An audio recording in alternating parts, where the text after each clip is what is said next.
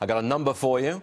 Baby boomers could end up $227,000 richer if they stop bankrolling their adult children. Charlie Kirk with us now from Turning Point, USA.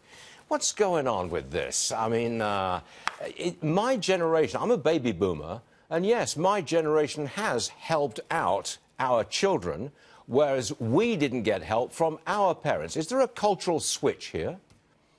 Without a doubt. And one of the biggest issues, if you really get to the root of the problem, is our educational system. You do have educated millennials that are 28, 30, 35 years old.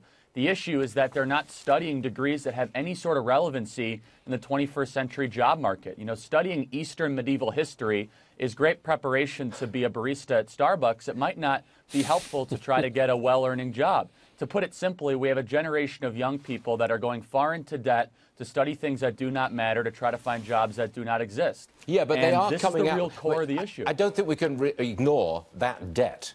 There's over $1 trillion worth of student debt outstanding, and there's a lot of millennials saddled with big-time debt, and they look to their parents to help them out. A previous generation, you didn't need parental help because you didn't have that kind of debt. It really, and it's more than that. It's more than just you have to help your kids. It's a cultural switch. My generation wants to keep them in the middle class, wants to help them. Different culture. Totally different culture. It used to be this kind of rugged individualism. You're going to figure it out on your own. And now it's almost as if you're subsidizing the younger generation for another 10, 15 years post-graduation. And again, it gets to the core point. Are we preparing the next generation to actually study things that matter so they can find jobs that exist? Or are we going to actually also then allow young people to fail and that they have to make credit card bills and they have to figure out their life? Or is that subsidy going to continue? I would argue that it's actually better for young people to have to live on their own and to have to learn how to budget and to live a little bit less at a younger age. It's actually better for a long term. I've seen it happen many, many times with young people in our generation. Just wait till you've got young people in your family just emerging from college. But that's a long way off, Charlie. I know that. Okay, right.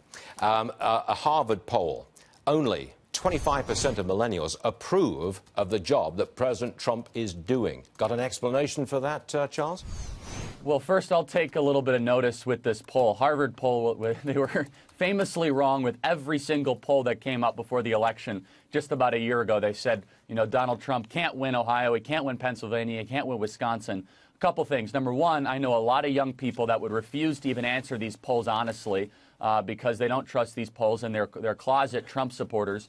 Secondly, I would say a lot of young people do support this president, that it's just not being reflected in the poll. If you look at people who are more likely to actually answer vocally in these polls, those that are against the president, those people that are in support, they'll just say, no, thanks, I won't support, I won't even answer this poll in general.